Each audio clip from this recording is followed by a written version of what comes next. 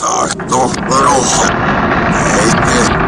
coming to get you, Barbara. Dead, a horror podcast. Brought to you by Big Baby Studios. Hello and welcome to this episode of Dead Air, a horror podcast. My name is Chris Costello and I'm one of your hosts. Again, for marketing purposes, I hate repeating this all the time. I'm so sick of saying this, but for this podcast, I am the horror fanatic. And that means I'm the biggest horror fan for the podcast. And I'm joined by my two other co-hosts. I am not sick of saying this yet. My name is Aaron, and I am the non-film person of the group, meaning I did not study film in college, so I do not know the theories and symbolisms. And when these guys say things like, "Oh, that is so Wes Craven," I don't understand. I've never said that. I don't understand. So I'm the one who will explain to the listeners who aren't from film school what's going on. And then we have another co-host here. Hi, I'm Miguel. I do love film. I watch a lot of movies, but horror films, horror movies is a bit of a gap in the stuff I watch. I am always hesitant to watch horror films because I am afraid. But, you know, this podcast of ours has helped a lot. Yes. And we've got incredible host that we secured for the podcast. I mean, he's actually one of the very first people we ever thought of having on when we started this podcast. No joke. Before I pitched this to everyone, his name was number 1 or 2, I think, on the list. I'm so happy that we finally got him, despite his really, really busy schedule. And also, he's not even in the Philippines right now. We'll get to that in a bit. But this is going to be a super, super cool episode because we've got the co-creator of the incredibly popular comic Trese. And he's a Filipino writer, and he's been in the comic scene since forever. One of the very that's not meant to be an insult. That's meant to be an absolute compliment. Meaning, like, ever since I got into comics, his name was always there. And you know, I'm pretty old too, so this isn't an age thing that I'm talking about. This is a cred thing. So yeah, we've got Budjette Tan on the show. That's really incredible. So thank you. Welcome. Hello, thank you very much. Hi, Chris. Thanks. Hi, Miguel. Hi, Aaron. Hi. Thanks for coming on our show, our pod. Thank you very much for bugging me. Yes, Chris did his job pretty well, and again when it's so great to hear that you think. That you thought of me when you thought of horror, which is the last thing on my list of things to do. and probably the reason why when Chris said, "So you wanted to come in and talk about a horror movie," and I said, "I can't think of a single horror movie or a scary movie that I'd want to think about, that I'd want to talk about." And just a few minutes ago, I was telling Chris, "Oh, we can talk about this movie, and we can talk about that movie." And I said, maybe I haven't thought of these things because the past 4 years of my life, I've had to watch Paw Patrol. That's great. Baby Shark. Oh, no. That's amazing. Most recently, Among Us videos. The game? Oh my God, I love that game. But the interesting thing, and I'm derailing the whole topic. Interestingly enough, fans have started to make fan fiction of Among Us. What? Really? And what they would do is they would shoot. I mean, they would play the game and then they would create narration over the game. Oh shit! I love it. Which is somewhat connected to what we're about to talk about, because when I was watching the movie again, and I was like looking at the setting of Among Us, it is on a ship. Yes. It is right. It is trying to figure out who's who and where are they hiding. Fantastic. What a great segue. I know. Yeah. But before that, actually, it's not a perfect segue pala, because we actually really want to know, first off, what is your horror origin story, Budge? How did you first get into contact with horror ever? Like, in what form? I wish you prepared me for this one. It's more fun. It's more fun when you have no idea and then you panic. Yeah. I can think of maybe, I don't know if there's just the origin origin.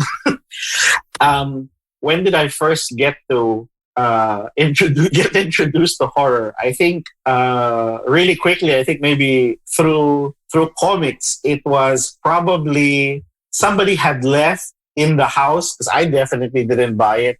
A House of Secrets National Bookstore reprinted comic book, badly reprinted comic book, and it had Satana in it. And if for any of you who are fans of Satana, and you can Google her right now, you can see she was one of those 70s Marvel villains that had a very revealing costume. And in the Googling. comic, yeah, Googling now, very busy Googling. And you have to look at the 70s version, because later on they of course updated her and modernized her. But anyway, what was shocking to me was, and at that time I couldn't read, so I was just looking at the pictures, and for some reason she kisses this guy, and the guy just shrivels up, and becomes like a zombie, and then out of his mouth flies out a butterfly. Wow. And I was like, what the hell's happening here? Art. Love it. Wild. Yeah. So I just want to bring this up. This is hilarious. So I'm actually in the house I grew up in Cagayan for Holy Week. And you said that you it was a horror comic, a national bookstore printed. Right next to me I've got Batman and the Metal Men. There you go. Oh. It's a national bookstore printed comic. I was like, oh shit, I gotta grab that.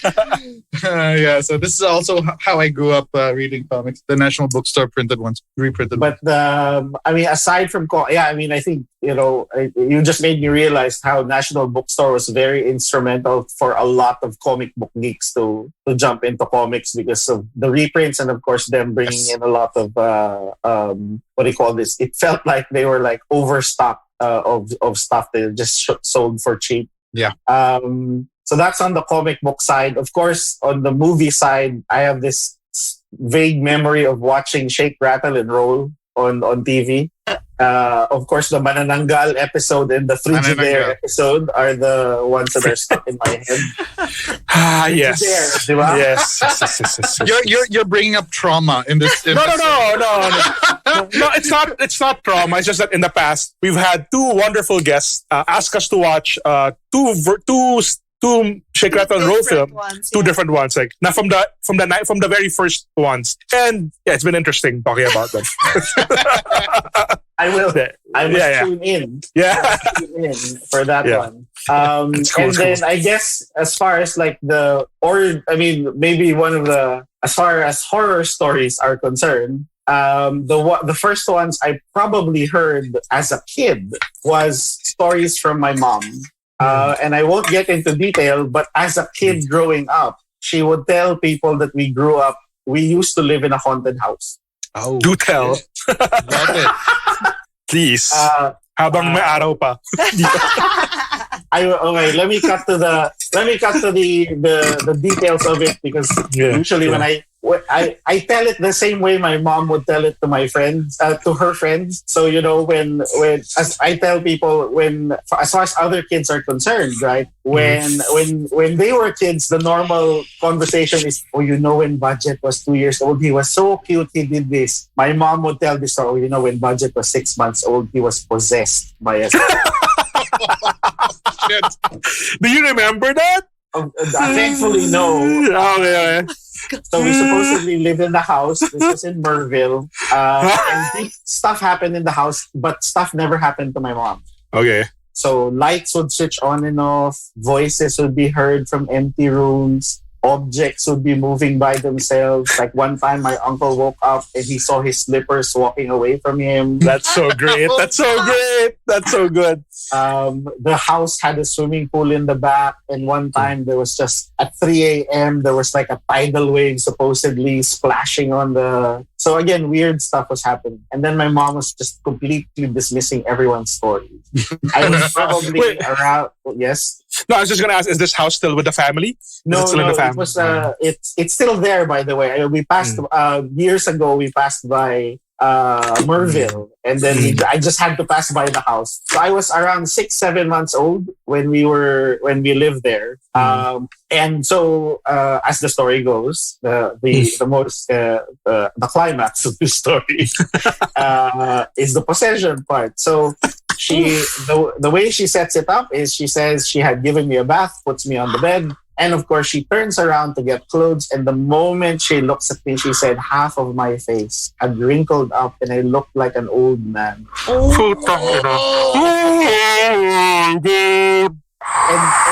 And she said, suddenly all of the stories of everyone in the house came rushing back to her, which made her realize, oh, there is a spirit in this house. And she said the only thing she could think of doing was she slapped my face. She slapped my face and commanded the spirit to leave. And she said, I didn't cry. She said, I just stared back at her. And so she, not knowing what else to do, I don't know how many times she slapped me. But anyway, she said she started to pray until I returned to normal. After which they ended up getting a psychic and they held a seance in the house. And then they found out that the spirit that was haunting the house was someone who used to own it. And he got evicted from the house. So he thinks he still owns the house. Love it.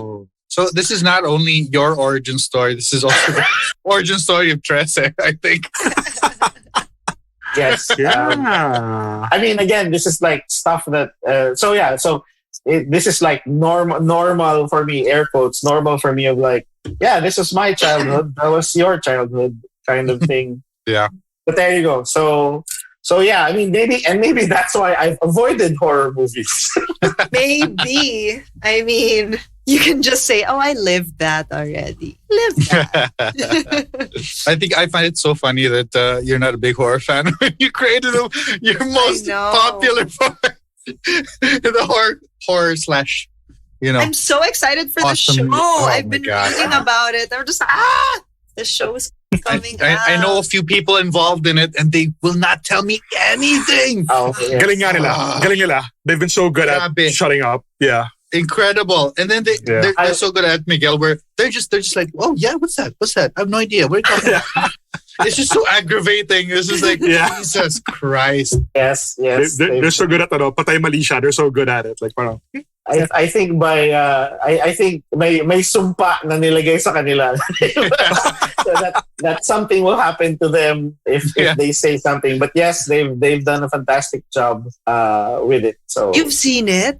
No, I've only and again, even on my end, I they don't show stuff to me. I did get to see the scripts. So yes, fantastic work by the who will not be named. They who will not be named. Those bastards. I hate them. Amazing though. No, they're all my friends. I love them, but I hate them. But I love them. But I really hate them. We will talk about them when the show is out. Man, I remember. But I want this clear that there was a time in 2013 when I was begging Budge that if we could shoot a fan film of Trese and we'd cast Annika Delonius as Alexander, but we could not do anything with it. Oh wow! No. Stuff was running around. Already running, 2013. Even back then. Awesome. Okay, so I derailed you again. I'm sorry. No, it's great. No, that's fine. Plus, I wasted your perfect segue earlier. But yeah, let's jump to to the second question. But so Among Us. Love that game. I'm always the pink one. Yeah. Yes. No one will think pink is sus. Yes. Yeah, diba? And that takes place on a spaceship, which is similar to the film that we're fantastic. That was so can you organic. tell us what the film is? PV, work your magic. PV just cut the shit out of Yes. PV's headache is how the hell all of this. This is how. This is going to be a non-linear episode. This is about the time PV starts drinking. Just cut it. Just do the Snyder thing. Just have chapter break. Oh my God, I can't believe you brought that up. Where they go off script all the time. You have no control, Bruce. You know. So yes, so Yes. the movie that came to mind when Chris said, "Hey, do you want to talk about horror?" And again, I've been avoiding. And another tangent. I think I watched The Exorcist from another room. So it's like my parents are watching it. I was in the next room, just looking in through the door once in a while. That's how scared I was of The Exorcist. I've never seen it in full.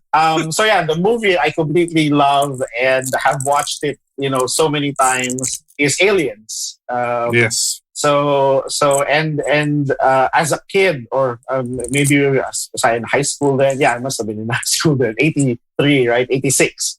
Because we had the most high tech thing back then. We had a laser disc. Oh yeah.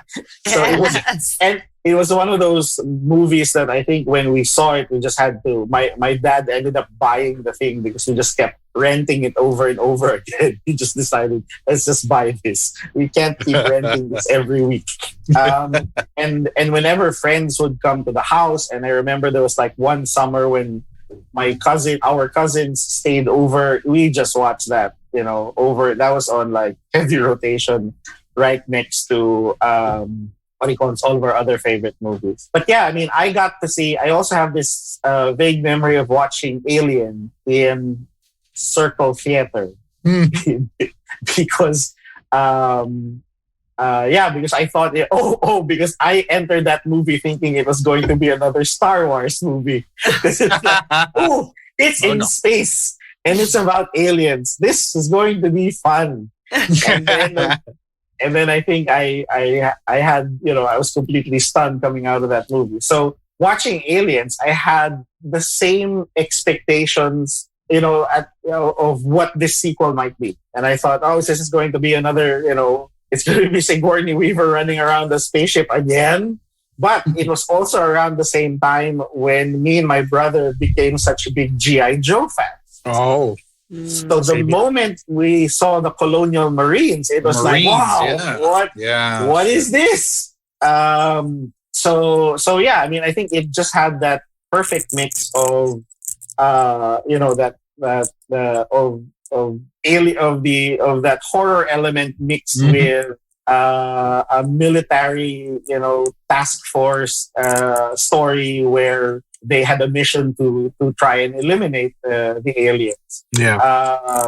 And you know what? And it's one of my favorite. What do you call this? I don't know if it would classify as a trope, but it's your typical plot device. And I think they've also done this in Predator, where they set up and introduce you to this really tough team, this really kick-ass team, and it just, and all of their equipment, right? Which sets you up to think, yes, they can take out anything. Yeah. And then of course it just leads you down that path where everything goes wrong. Yeah. Yeah.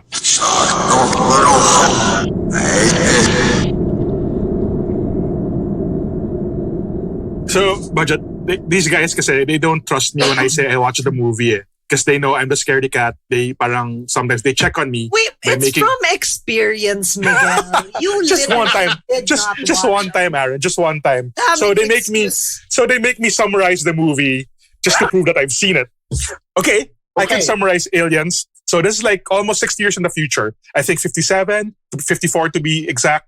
And Ripley, the heroine from the very first Alien movie, because of a glitch in the system, she stays in stasis for that long. So she wakes up in the future beyond her life. She's so old, but still looks the same. Now her own daughter already passed away. So that sort of sets up her mental space. So anyway, she's woken up. She's trying to reincorporate into normal life. And the company that sent her in the beginning the company that funded the original, what was the first? Anyways, so they have a mining expedition. Exactly. Yeah. Sorry, that's the word I'm saying. So the company that set up the first expedition, they've now sort of terraformed that planet where the original alien was from without knowing that. Sorry, it's not the original planet where the alien was from, but the original planet where they encountered the alien the first time. Yes. And then they want to send a new team. They want to find out about what happens to the to the colony that they sent there na biglang nawala ng signal. So they kind of recruit Ripley again to join the Marine. What is their name again? Colonial Marines. And so what used to be like in Alien, which used to be like an accidental event, now they're deliberately trying to find out what's happening here and to see if there's what creature is sort of wreaking havoc on their colony. And that's how it begins. Galing ah, parang Wikipedia. Galing. No, dude. Galing. Well done, Miguel. Well done. Kakainis kayo. No, but Good job. anyway, I was gonna segue into my opinion na, but yeah, later on. Okay. But this is going to be a fun episode because Yeah. I think, number one, there's a huge, not huge one, but a lot of people can argue which is their favorite, is Alien or Aliens. It's always one of the two. So I think we're going to have a nice conversation there because I don't think we all have the same. And then, full disclosure, this is the first time I've seen both films. Like in the past 2 years lang. Really? Yeah. Oh, Yeah. So when I say shit. I have gaps in my film viewing experience, this is like these things were the big gaps. Like so and cool. anyway, yeah. So galing din. I enjoyed it a lot. But yeah, we'll get to that. You too, Aaron, first time? It was my first time to watch it. Yes. Alien was Yes. the only reason I watched Alien was because we had to for the podcast. Yeah. And I have an aversion to alien stuff. I don't know why.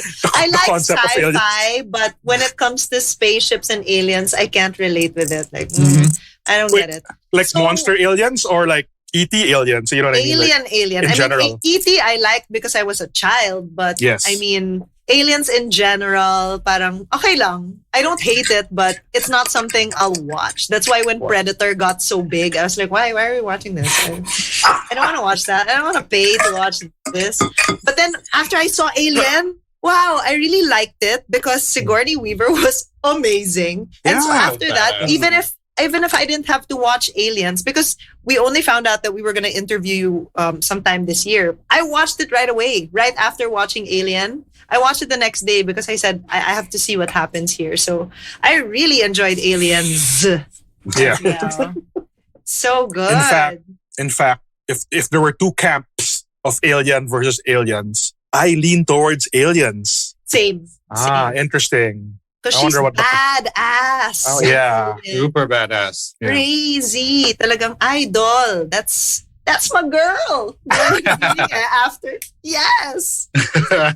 Single-handedly, she defeated it. Yes. Yeah. Single-handedly. Yeah. And she's not treated properly throughout the whole series, by the way, which kind of irritates me. But these first two movies, my God, what an incredible character. Incredible character. Ripley, one of the all-time greatest characters for me on film, honestly. I'm just such a big fan of her. Butch, when was the last time you saw Alien, the first one? Oh wow! I can't. Years ago. I mean, yeah. So I mean, I was hoping to have time to watch that again before rewatching Aliens. But yeah, it was years ago. But you know, it's the classic. What do you call this?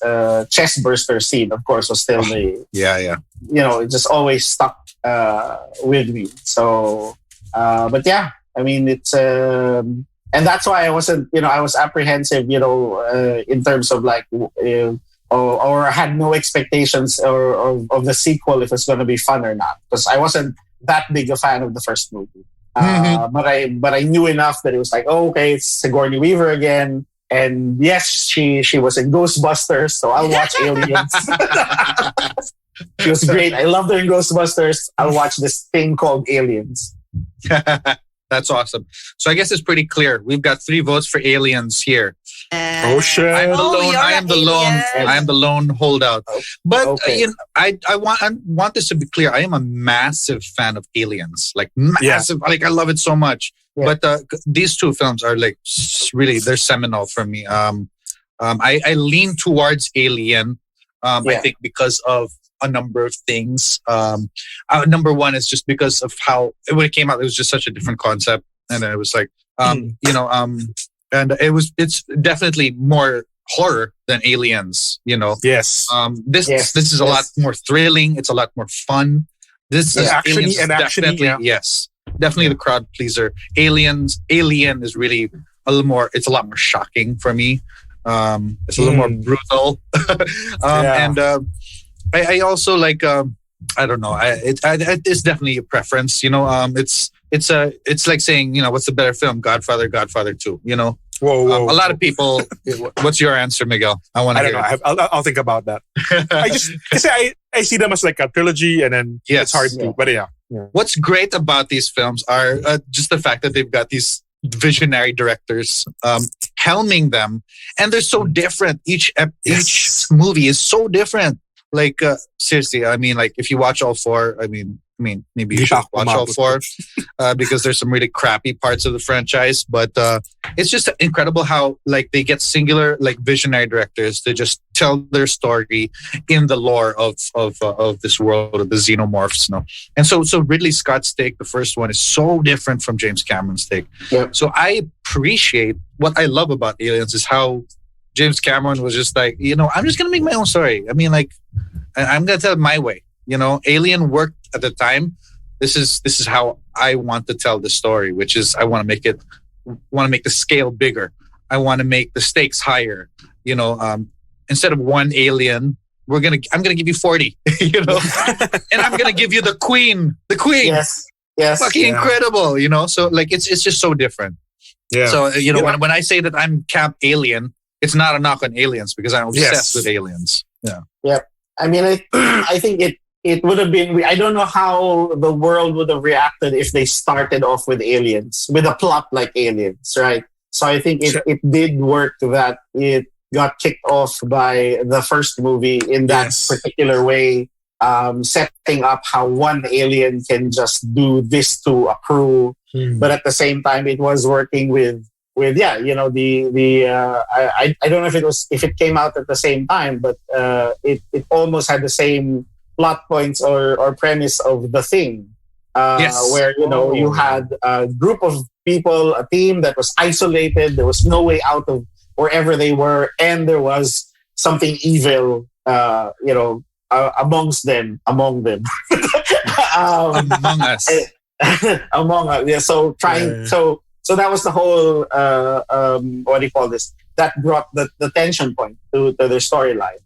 And yeah, as you said, it does go to show how the world of aliens, of the xenomorph, has allowed so many creators to just, it's an interesting playground to be in, versus like, what do you call this? Again, your typical slasher movie, right? Mm-hmm. So you're just waiting for the new inventive way, you know, serial killer X with a mask will kill the next one, right? So in this case, they were able to tackle in effect different topics of that world and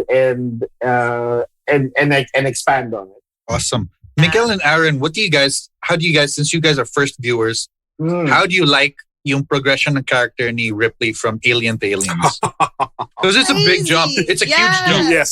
Yes. You first, Aaron. I loved it because in the first Alien, she was just surviving. You know what I mean? That was what her mission was. I just want to live. And then in this one, it's I'm gonna kill this entire. I'm gonna kill this big ass bitch over here and all her kids. You know, it was just. I found it so amazing how she shifted from that character to the next, but otherwise, consistently, she's just a fighter. Even in the first one, diba? So I like how they kept that part of her attitude consistent. Well, I haven't seen the third, but I'm assuming it's consistent. Because I vaguely remember as a child her having a shaved head and jumping into a thing. That's all I remember. That's Alien. That's Alien 3. That's the only memory I have of Alien 3. But that's pretty brave. So yeah, I really enjoyed it. And I can imagine that if I watched it as a child, she would be someone I would look up to. She would really be, she's my hero. She's the best. Man, that iconic scene, we can't ignore the iconic scene of like the door opening and then she's in the fucking payloader. Yeah. And then she's like with the clamps and then she's like, what's her line? Get away from her, you bitch. Best line. Best. Yeah.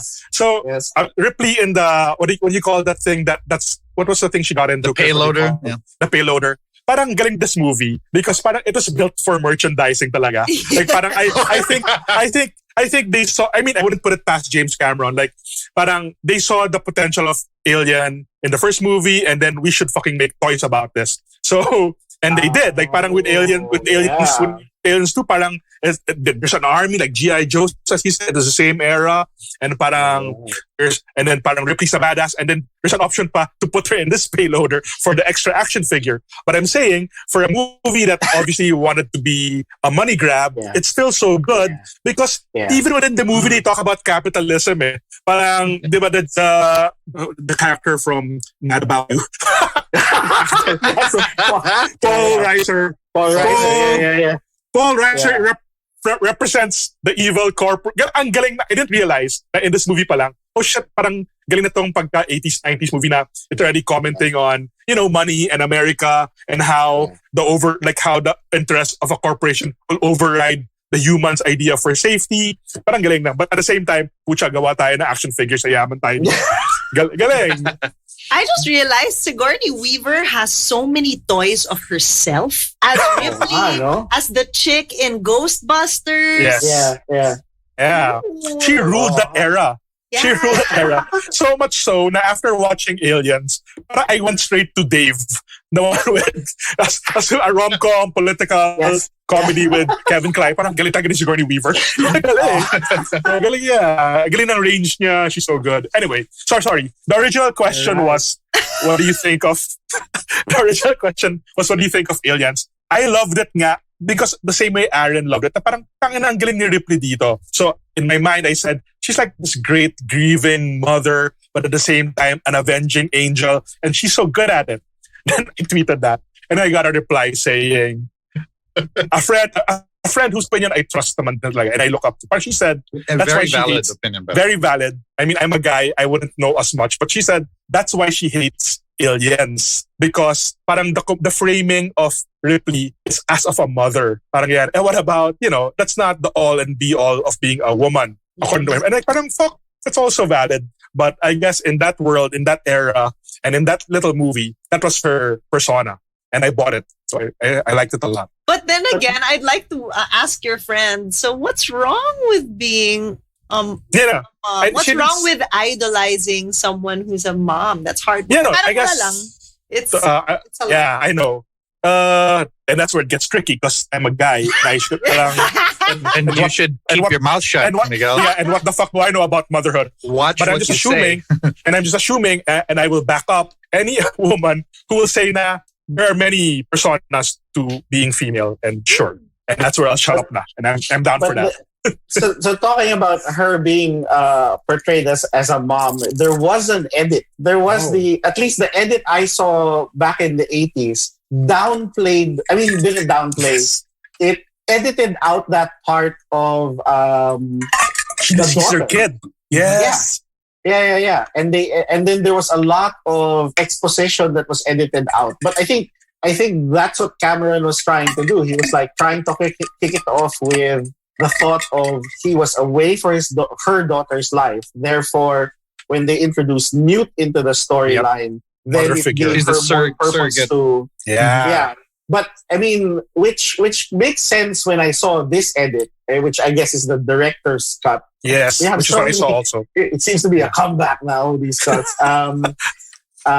He also did that in The Abyss, by the way. But anyway, so going back to Aliens. But yeah, I mean, the movie version did make sense in terms of... It still made sense, even though... And if I'm right, I think the movie version didn't introduce... or the Newt's family was just quickly introduced. They didn't spend so much time, and again, because there is this edit where they show the family and it's all about the dad being, we're going to be rich. We struck the mother lode. Let's go into this strange alien ship. I'm sure nothing will happen to us, scenario. But yeah, that setting up that she lost her daughter just made it, it was just all too obvious on like what that what role she was playing the moment Newt came in, and she just didn't want to let go. But back when I was watching it originally, it didn't feel that not much emphasis to me was put on her being the mom or fulfilling her motherly role, right? Yeah. But she was just there to make sure that she lost her crew in the first movie. So this time she wants to make sure, even like the asshole lieutenant, she will do, even like Burke, Paul Reiser, she will bring all of them home. Yeah. Right? When everyone was saying, you're dog meat, man. We're gonna keep you out. Even on those moments, she said, "No, we will bring everyone home." So she was just trying to also fulfill her role as captain of the ship. That, that no one will be left behind. So I guess it's interesting to see it from that point of view. I mean, Go ahead. I'm sure there was some vengeance angle also that her crew got eliminated. I mean, yes, Newt, but also she knows that this alien killed everyone in her life. So pwede rin ganun eh. Like, it's not just about being a mom. It's, I'm mad at you now. Interesting that the later extended cut, parang kind of fleshed out that mom identity. Yeah. That's the one I saw. Me also. Sorry, just as a tangent, one of the things that stood out for me was, so this is in the future, and she's been asleep for 57 years in that pod.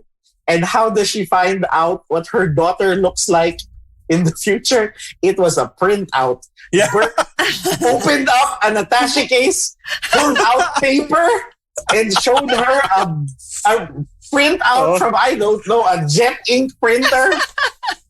Wala man hologram, 3D hologram. But I love it. I love how, the technology, I mean, I'm sure they had their reasons, but Cameron did not go Minority Report of, let's hire futurists. Let's get these guys who will think of what the future will be. No, you have, ito attaché case, buksan mo yan. Paglabas ka ng papel, pakita mo kay Sigourney. Ayan, ito yung anak mo, namatay na siya. Let's get on with the show! And I think the daughter in the movie was played by Sigourney Weaver's mom, no? I think that's a photo of Sigourney Weaver's mom. Okay. Nice. Very cool. Miguel did his work. His research. No, I really enjoyed this movie. That's what I'm saying. You know what? Related to that, Budge, what I know is like 57 years in the future. So she's been asleep for 57 years, right? She wakes up and she's like, hey, I'm the only one who knows how to operate this payloader, guys. This technology is 57 years old. No. They did establish, and I think that was one of the things that got cut, and that's why. The first time I watched it as well, it was like, how does she know how to operate this thing? I think there was. I read somewhere that they one of the other establishing scenes was her trying to adjust to that world. So there was a scene where she's learning. Was like it's like this is my day in a life now of her doing the payloader thing. Yes. Like, going home tired and which I think then got compressed to that one scene where Burke was trying to prod her to join the team. Like, it was like saying, "Oh, so you have a life now where you're just piloting payloaders. Is that your life now?" So he was like really trying to push her to the edge to join the team. But yeah, I think those are one of those moments where they just ended up cutting. Oh man, I would have loved to see that. Yeah. Because she does have scenes because in the beginning that she's just alone in her little studio and her cat. Jonesy. Jonesy. Yes.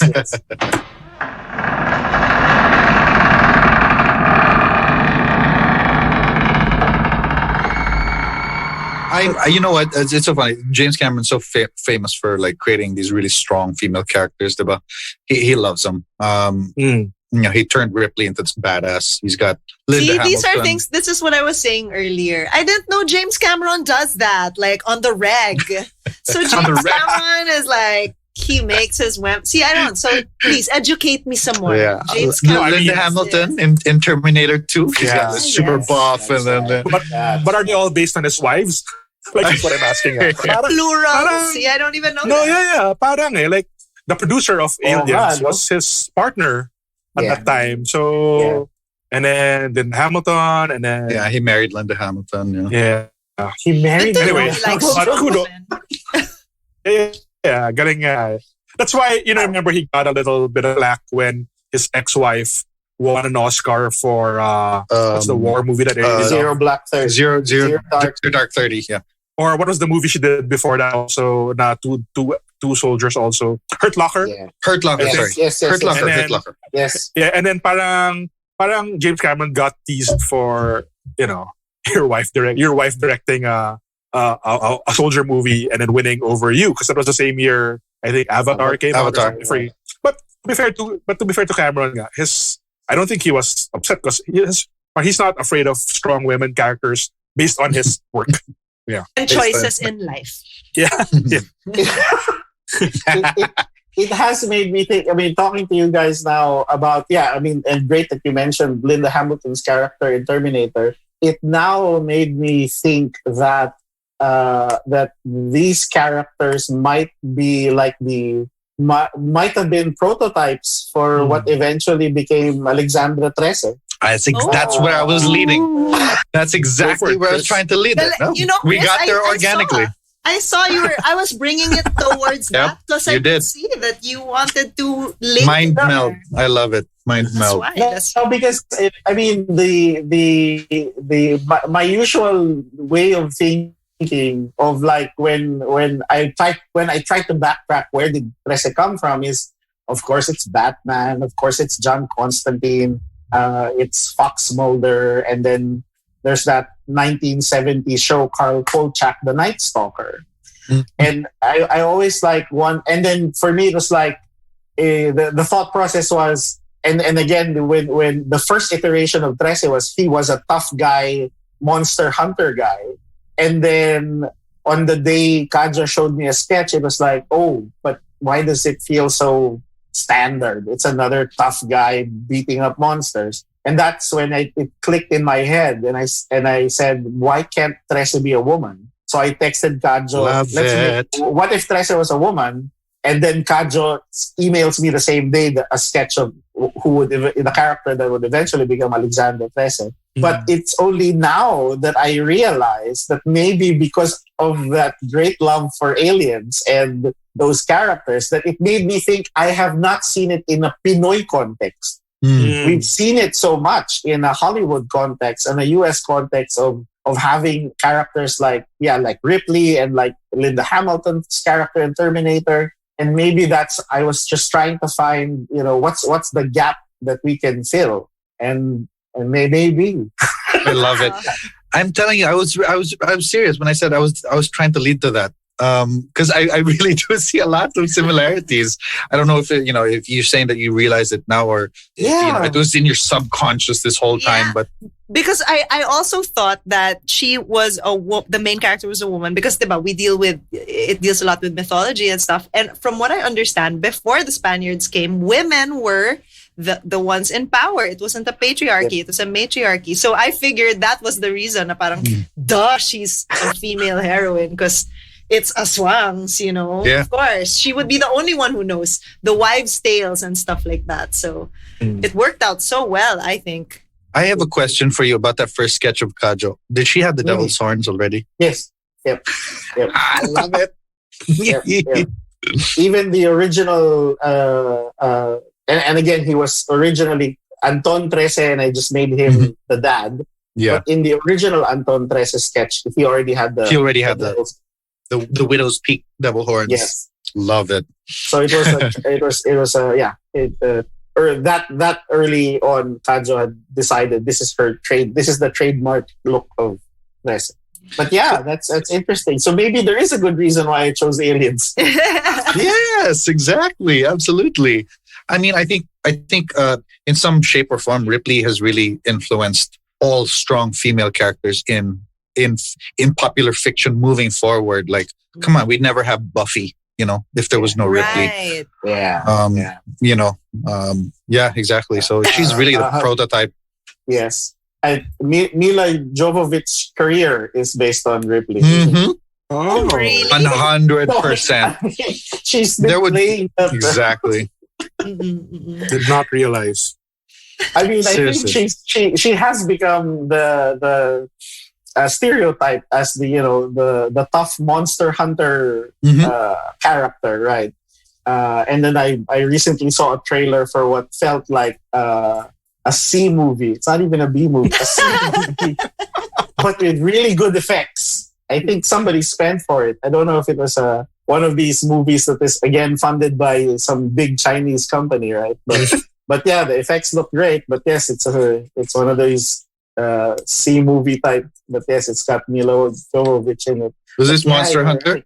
It's like No, this is, after that. Oh, that's after- right. She is in Monster Hunter. she is she's literally in Monster Hunter. Yes. There's I'll look for it. I'll send it to you guys. Awesome. But I mean, just to ask, especially Miguel and Aaron, who watched it for the first time, what were the moments in Aliens that really got you at the edge of your seat, or made you think that I mean, I guess that's also the trouble with watching too many horror movies that you already like second guessing. I know what's gonna happen next, and it just surprised you. What was mine?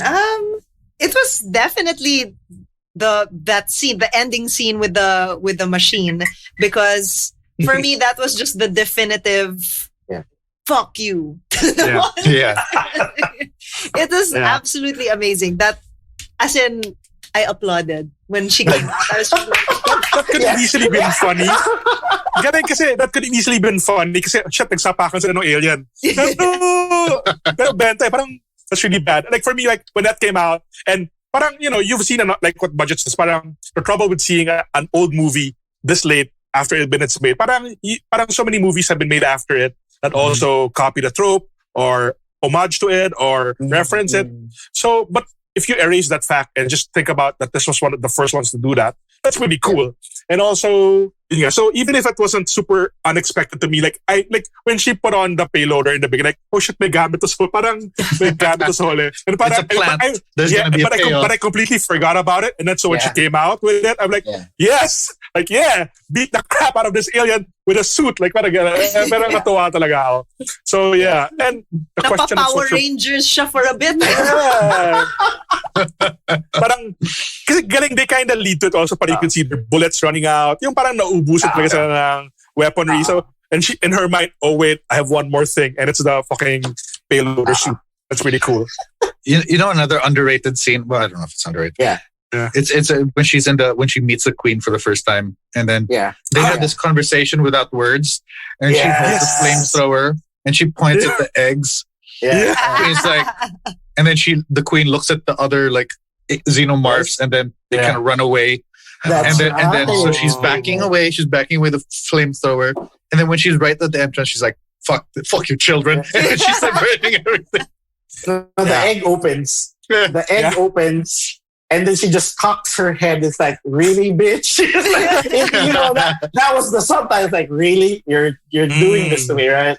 But yeah, you're right. One of my favorite scene. Me and my brother and my cousins always we reenact it with our GI Joes.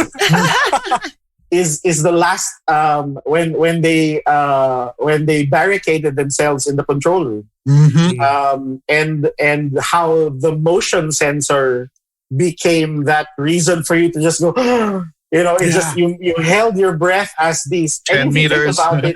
9 meters. It's the narration of how close it is, and you're just really looking at like blips of light on the screen. Fantastic. So, it felt like they were picking up from what do you call this? Spielberg's use of using the point of view of the camera in Jaws, and using music to make you afraid of something that's not on the screen, right? So yeah, I mean, that was like that moment of like, how could they be in the room, man? He's the best. Bill Paxton. But I may he miss- rest but in peace. I was enjoying this movie so much until oh shit, he's dead na pala, and I felt sad tuloy. Parang yan. Oh. Yeah. Yes. At saka ang galing din that they were saddled with an inept officer who turned out to be a nice guy naman. But diba, in the beginning, yung parang, holy shit, walang alam yung yung lieutenant nila.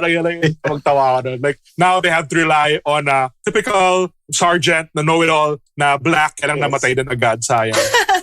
But, You know, you colonial Marines, I just want to say, like, it's hilarious. They really are G.I. Joes now because they don't act like actual soldiers. Like, they're so undisciplined. Like, you're smoking cigars.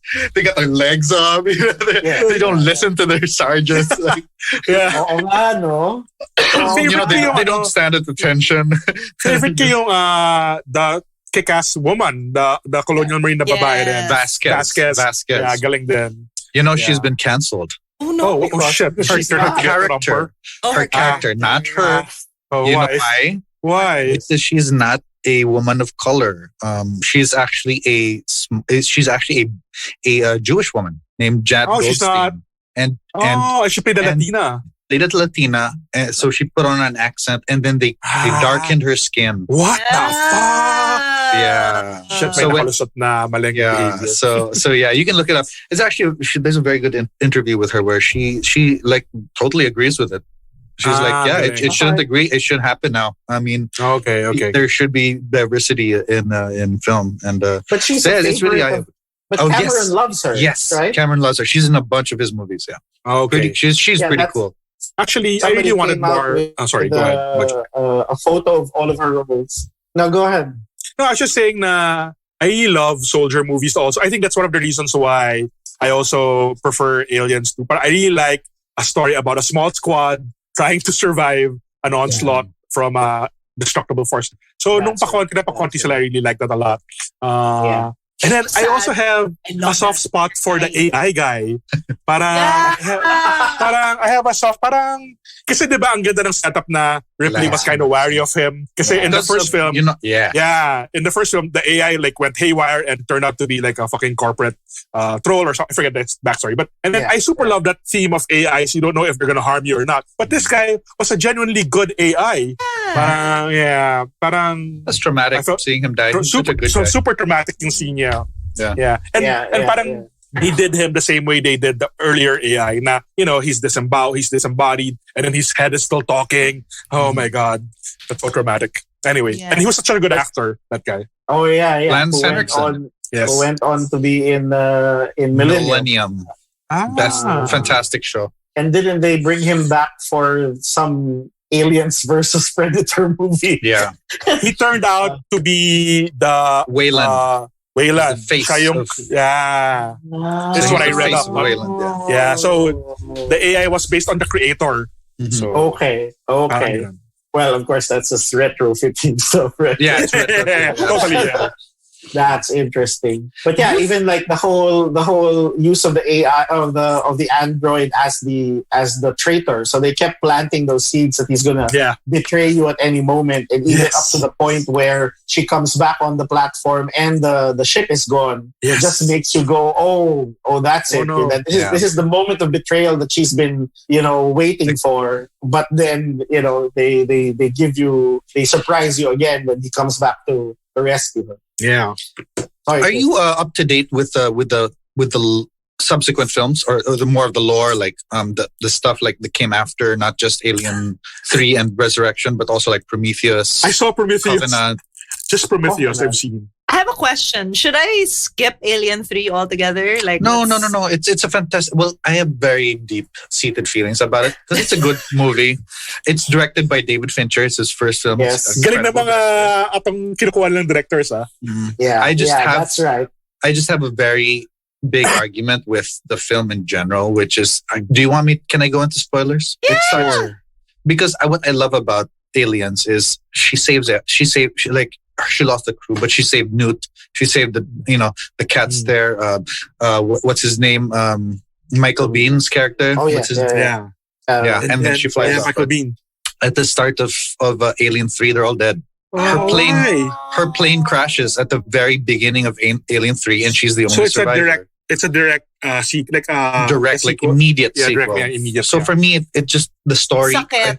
It feels so unnecessarily cruel. Na they took Newt away in that manner. Parang After everything she did. after everything she went through, and then like the climax of Aliens, and then like at the start of Alien 3, she's dead, like just like that. And it's like, Baka they unnecessarily did cruel. that just like, to really, push her character as a fighter, vengeance. Baka definitely. they needed to do that for her to Yeah. to She shave makes a big. her head. She makes a exactly, and she makes a big sacrifice at the end. I don't know this, but anyway. But Yeah, she jumped it's into just the thing. really. I remember It's just that. really the first. It's just that start. It's like I'm not so interested in this movie anymore because it just hurts too much. Like Yes. I know. What you mean. You were kind of hoping to see a bit more of the characters that you liked in the last movie, right? Kasi But may yeah, I future guess- sila ni Michael Biehn Parang sayang They had that chemistry and that Yes. they had shared moments. Yes. As so annoying. usual with a gun, it has to be with a gun.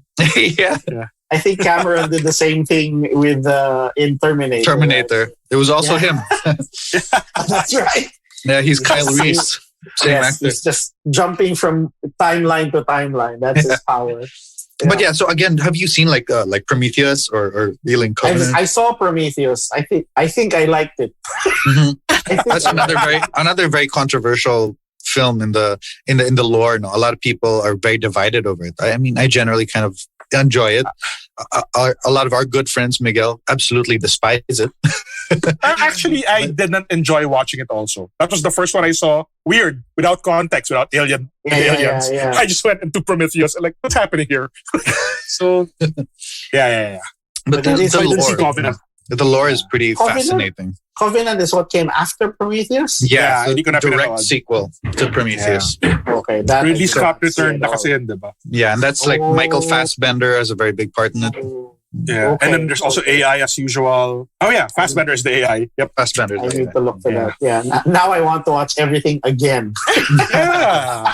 after talking to you guys. And then like what else? Yeah, the one I sorry, recommend you don't watch, Aaron, is Alien Resurrection. Which is 4. That's the fourth four? one. Even TV says skip in the chat group. He said skip 4. Like Skip why? 4. Absolutely. Great job, PV. Totally agree with you. Why? It's bad. So Number tell one, me it's the not story. Ripley. Tell me the story. Yeah, tell us the story. Tell us. It's not Ripley because Ripley was killed off in Alien 3. Yeah, Super she jumps into spoilers, the guys. thing. She jumps But, into the thing. I remember. Yeah, so Yeah, she's okay. a clone. And not only is she a Oh. clone of Ripley, she's like an alien-human hybrid. So she's like, Oh, she's super yeah. strong. She's Oh, super yeah. strong. And then like, it's just so weird. Are you sure you don't want me to see that? I know. We also parang hey. It's kinda it's written by Joss Whedon. It's so Oh. yeah, it's so Weird. weird. Oh yeah, The love gist that. of that made me interested. Yeah. Like, the way you explained it. This It's Ron- franchise Ron interacts- Perlman is in it. He's the best That's thing who? about it. Oh shit! I love Ron Perlman. I know. You're just selling this movie, Chris. I know. Watch it. You're like, skip it. But she's Yeah, a yeah. hybrid alien human. Yeah. Okay. Okay. So she's like So she's like strong. Ripley, but she's like superhuman Ripley. And But Winona it's Ryder. still- Winona Ryder was in it. Mhm. I'm watching this. It's like reality bites times Predator or times Alien. I'm in. I was also gonna say the character of Paul Reiser, who I'm kind of weirdly obsessed with. It's parang, look at this normal guy getting himself into such a bad situation by making awful decisions. Parang he's like the talagang yung yuppie scum na became Yes. popular in reality bites also. Parang tangina mo lang silbi talaga itong tao. Like, parang he just becomes the object of inis. And parang, Right. Yeah. Yeah, he was set up. He was the character that you wanted to love to hate, right? Yeah, Like, exactly. in every single scene, he just would manifest that character of scummy and just looking out for himself and wanting to make sure he. And yeah, I mean that scene in the med bay where Newt and Ripley were sleeping, where he takes away the gun and unleashes the aliens so that they would impregnate them. That was also one of those crucial scenes, and of course he's like seeing them from the security cam and he like quietly switches it off. Galing. Super So genius. yeah, I mean it just he sets up a scene which just makes you think there's no way out of this, and it's really up to Ripley to think of, oh, I'm gonna switch on the sprinkler system to alert the others. So going to show her quick thinking saves the day. And even Newt has a moment of trapping that alien. And I think Newt was cast because she could scream at this certain pitch. Yeah. It also makes you panic. It's like, She's a great screamer. It's one of the best screams. Watching it again, it's one of the best screams in horror history. Yeah. She actually gave up na yata acting after. I don't think she became the kid actor. She became a teacher, so cool. But she still appears in conventions. I guess, yeah. Or she had this wonderful childhood playing the kid in Aliens. And then, okay na. Yeah. That's a great life. Yeah. That woman who played Vasquez, she's the most popular request actually at conventions. That's great. Because the character is so badass. Yeah, it is. Yeah. I didn't realize that Bill Paxton was playing a bit of a comedic relief pala in Aliens. Yeah. He's so funny. Yeah. Parang nawalan siya ng resolve agad. Like for a toughened soldier, parang, oh shit, this guy lost it right away. Tsaka yung line pala niya na game over. Yeah, sorry, Budjette, you're saying. Yeah. That's our favorite line. Yeah, game over. Parang improv pala yun, Aaron. Interesting. So yeah, even the part where Ripley says, "Oh, I'll look at Newt. She survived all of this time." And then he says, "Why don't we put her in charge, man?" So parang good. kulit na galing. And the way he says it pa. And they also set him up as the tough guy. Yeah, they set him up as the jock, diba? And again, one of the scenes that got edited out in the theatrical release was when he was like telling Ripley about look at all of our equipment here. We can take out anything. And yeah, the whole twist is that he's the one who just chickens out on the first. I know. I like that scene where Ripley's just like, I say we just take off and nuke it from orbit. And then she's like, yeah, let's do that. Best idea. It's so good. I like it because he's the guy I can relate to that character. Like if I were a Marine and I was faced with aliens, I'd be like, yep, I'm Bill Paxton's character.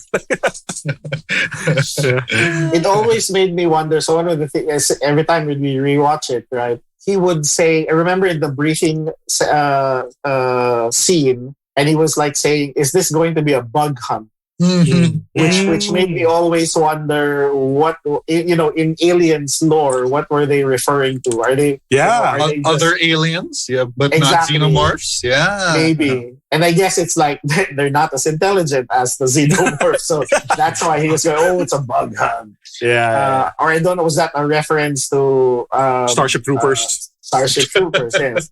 Yeah. So, but yeah, it was, no, the book, yeah. yes, Yeah, not the movie that came later. No. And that's another franchise which they seem to have a hard time rebooting, aren't they? I super enjoyed Starship Troopers. Starship Troopers. Yes. It's so ridiculous. I love it. that. It's so ridiculously violent too. It's so violent. So Pero good. the main character si Rico is supposed to be Pinoy, diba? Yeah, it's Pinoy. Yes. Yeah, he's Pinoy. And Pinoy maybe pride. now he will be Pinoy if they ever reboot it. Yeah. Anyway, We'll get Cian Lim to Chris. star in it. Our favorite guest. Sorry, what was that? Well, I said we'll get No, Cian no, Lim to star in Starship Troopers yeah, because he's our favorite guest. He guested, and he turned out to be this huge, lovable nerd. So yeah, Massive nerd in all the massive. best ways. Yeah. yeah, that's a high compliment. Galing. Fantastic.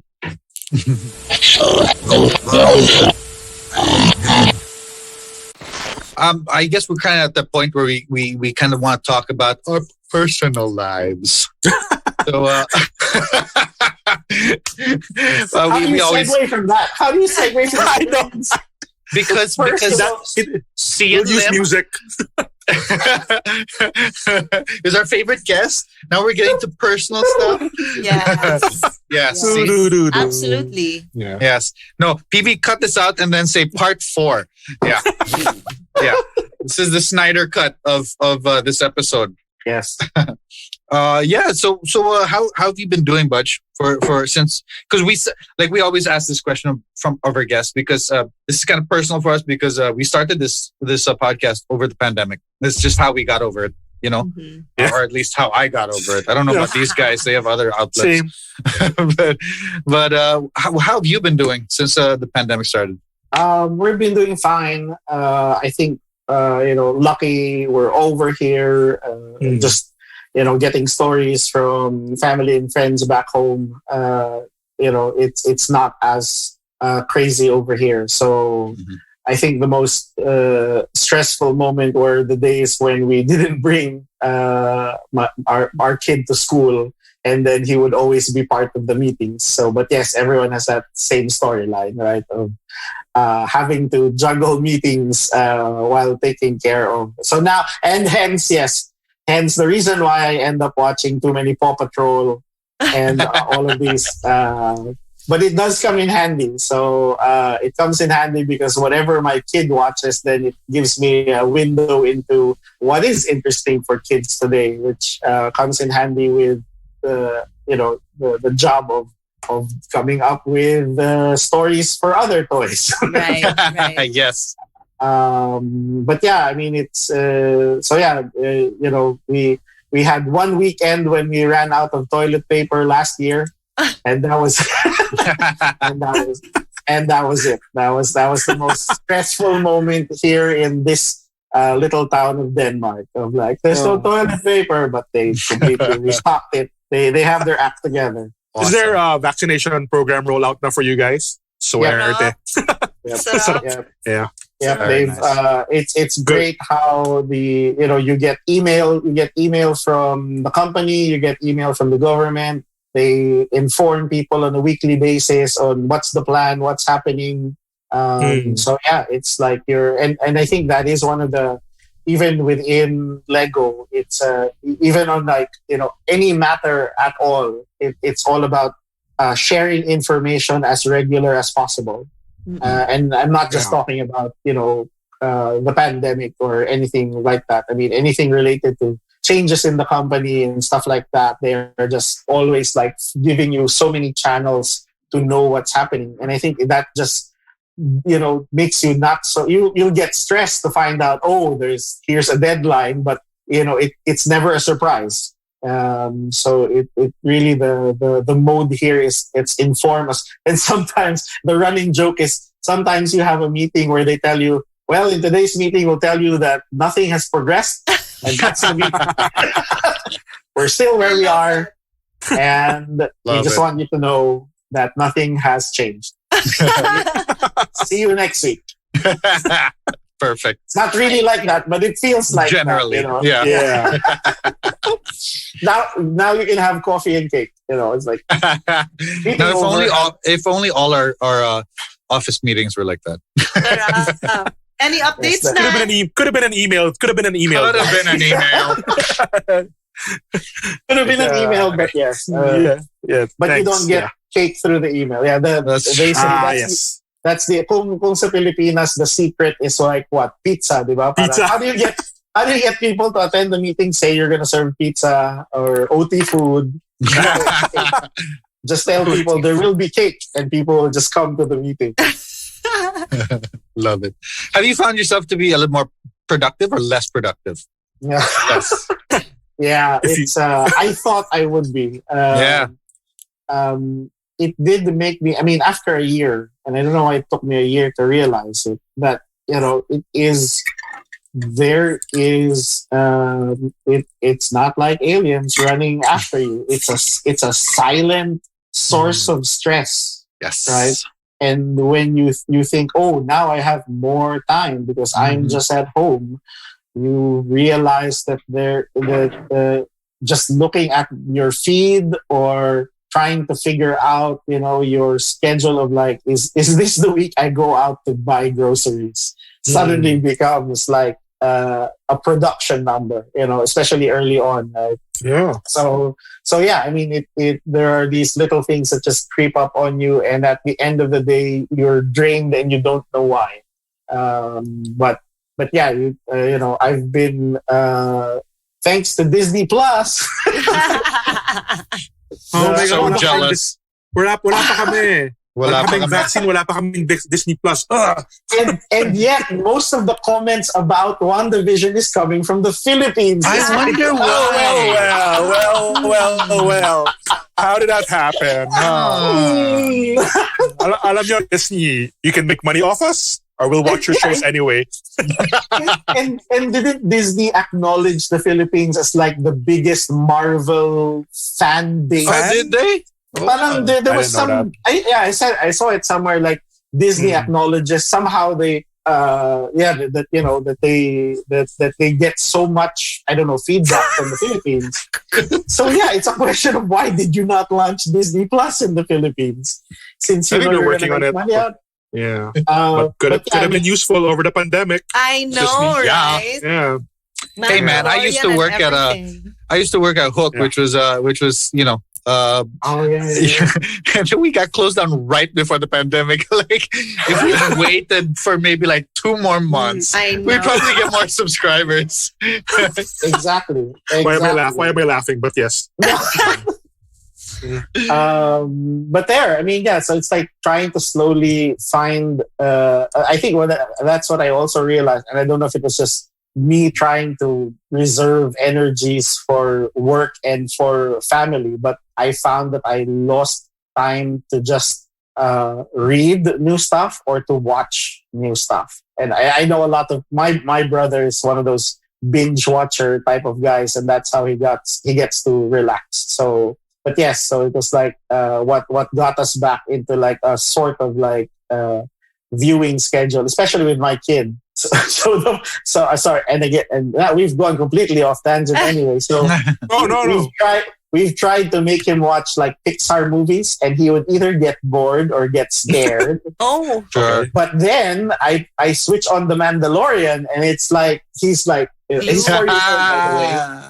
He's just like watching the episode intently, So it's funny. interesting. Yeah. We tried to watch Monsters Inc. and he got scared when the little girl appeared. He didn't get scared with the monsters. When the little girl appeared and started to scare the monsters, he got scared too. Oh my So god. it's great that to watch these things with my kid, and of course he's watching everything not in the right order. So he now knows all of the spoilers about Star Wars. I don't know how it's going to be when we start watching the films for real. Oh, What's Man, it like that's going to be one of younger my kids? greatest moments as a father. Is watching Star Wars for the first time with my kid. That's going to be so fun. Are you gonna do that special order of watching? No, Diba I'm there's going like to an do. order of I'm going to do watching? So that you- release order like so how that you I saw it. avoid fat. I got it. Not the Yeah, not the to do that machete order. Yeah. Machete order because it's a New A way Hope, to avoid Empire Strikes Back, skip Phantom Menace totally. It's Empire Strikes Back, and that's the reveal that Darth Vader is the dad. Yeah. And then you go into Attack of the Clones, where it's the story of Right. Vader, and then Revenge of the Jedi. Yes. Revenge of the Sith, and then end with Return of the Jedi. Yes. That's much. It Yes, makes sense to me, but I prefer release order. Okay, Yes. understood. These Aaron's just blanking. Yeah, you These lost fucking nerds. Yeah. I'm like cleaning my pens. Yeah. Issue, All right. Okay. Yes, let's move on before Aaron starts to vacuum her living room. Pero I'm still on the call, no? Oh, yeah. Guys, don't worry about it. It's since you mentioned about your kid and watching stuff with him. Do you think you'll ever show horror films to your son, or if so, what age do you think would you introduce him to something like easy? Oh wow. I will need to think about. I mean, I'm. That's a good question. I have no quick answer for that right now. I mean, but it would be great. I mean, I grew up watching these B movies on Channel 9 on afternoons on lazy afternoons. So and so yeah, I wouldn't I wouldn't mind showing him, a horror movie, when he hits, I don't know, 7 or 8. But yeah, maybe find an appropriate one. I mean, like, I got scared. I think that's one of the most. So I got to watch Omega Man as a kid. And the vampires there, looking back now, they're really bad effects. So scary already. Yeah. And then I think the most scared, the first time, one of those moments, and I don't know, what was the moment when you were kids when you couldn't go to the bathroom alone?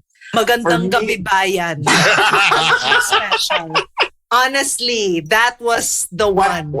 What story? Do you remember? Yung Magandang Gabi Bayan Halloween editions, especially when they mention your area. So let's say you grow up in Muntinlupa. Isang bahay sa Muntinlupa. I'm like, wala na. I can't pee. For me, but yeah, if it was that one, funnily for me, it was an episode of Buck Rogers in the 20s.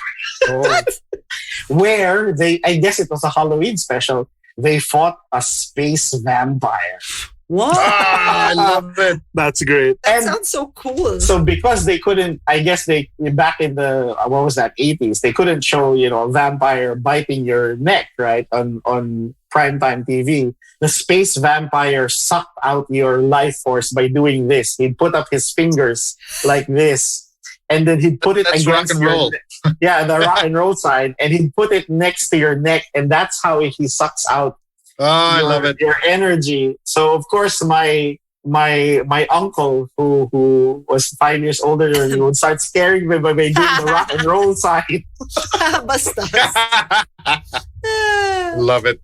It's funnily enough, Aliens is my first horror film. I've talked about this a number of times, I think, in our first few episodes, where we in Cagayan over here, we used to have double features.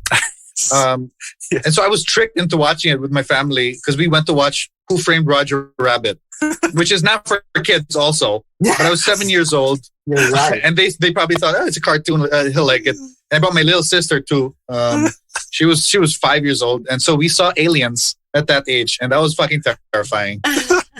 So it's pretty cool. What age were you, Chris? I think I was about 7 years old, 7 or 6. 7 and 5, can you, Mags? In the movie theater too. So it's a little, Maggie was 5 years old. So yesterday, I watched Aliens with her again yesterday. And that was the first time since for a while. And she was like, wow, it's all coming back. Yeah, my trauma. Yeah. Wow. Okay. Yeah. Okay.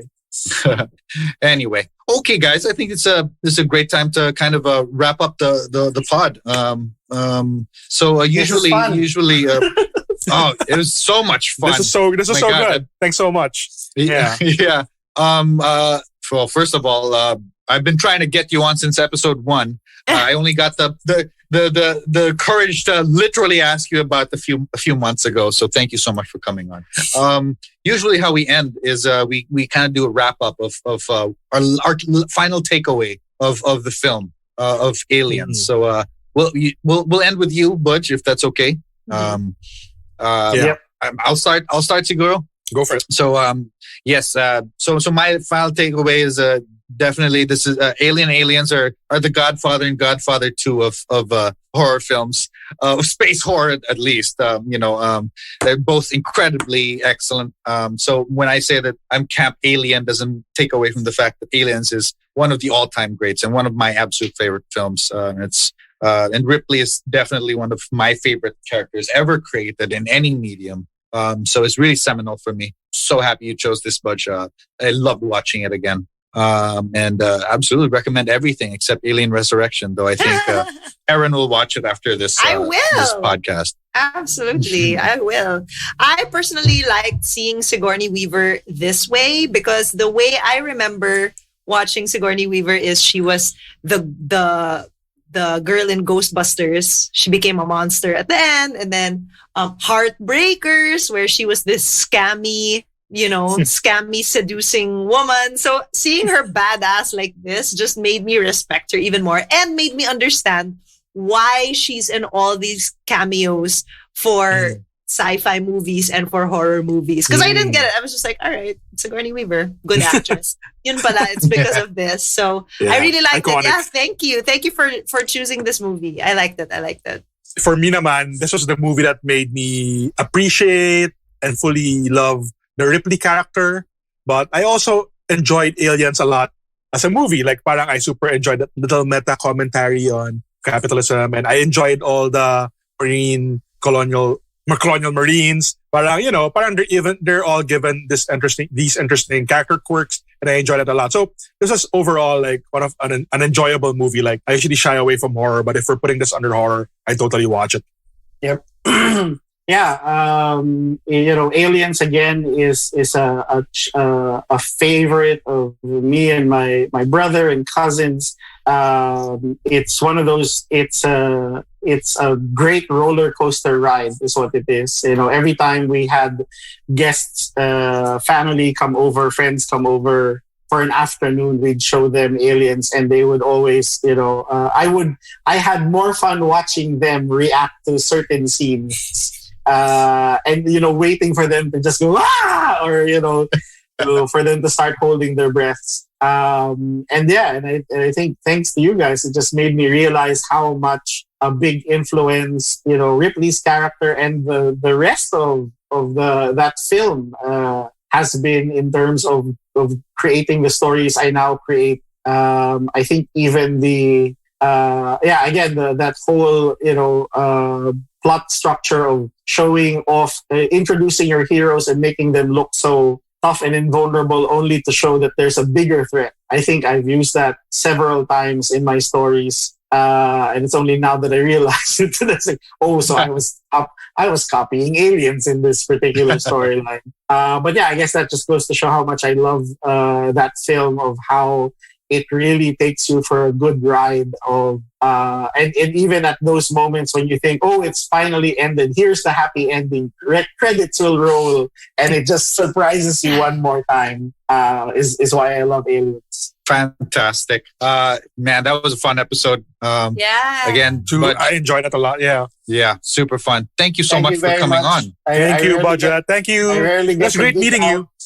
Wait, before you go, one last thing. We usually ask our guests to plug something. Is there anything at all that you can talk about?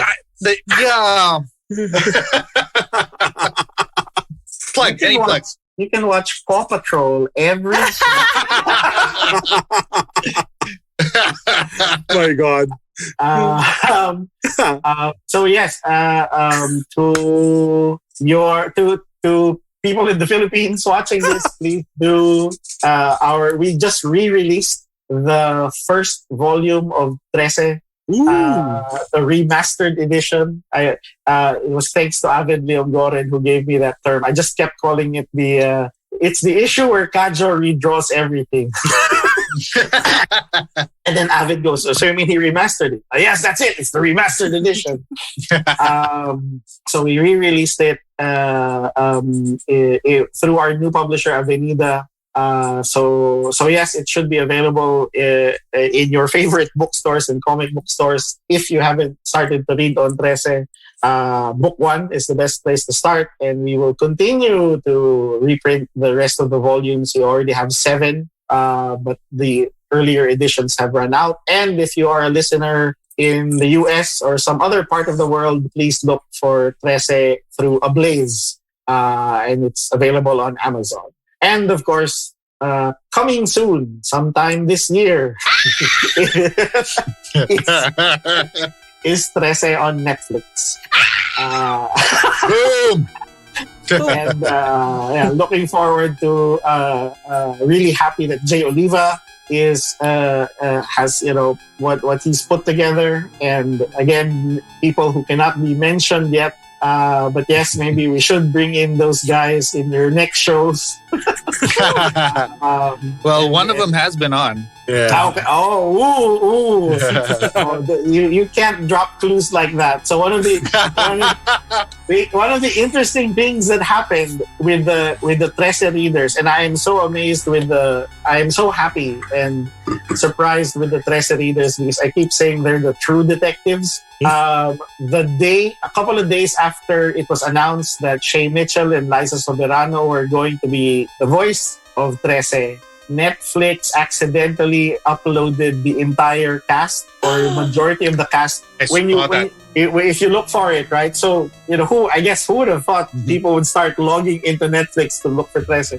So they found that cast list, which was then taken down a few hours later. But the readers found it, and they already started to list. Oh, this guy did this, and this guy did that. Yeah. So yes, your little clue of saying someone on the show. Oh no! Oh no! Is it Sian Lim? Yes, it's Sian Lim. You got it. Sian Lim is playing Anton Trese. Oh my God! You heard it here first. Yes. But I also want to plug your Facebook group. It's a super fun group. The Trese group on Facebook is super fun. I'm a member. I try to pattern a lot of our stuff on the Dead Art group from the online community of the Trese group, which is a lot of fun. So you guys should check that out. Yes. It's aside from talking about, of course, movies and comic books. Yeah, they just bring in a whole lot of. I learned a lot about what's happening in the Philippines through them. All of it. So yes, so thank you very much. Again, it's rare that I get to geek out like this, and it was super fun to meet you guys and hang out. Thanks so much, buddy. That was Super great. fun. Thank we you had so so much fun. Thank you. Thank you. Take care. They're coming to get you, Barbara.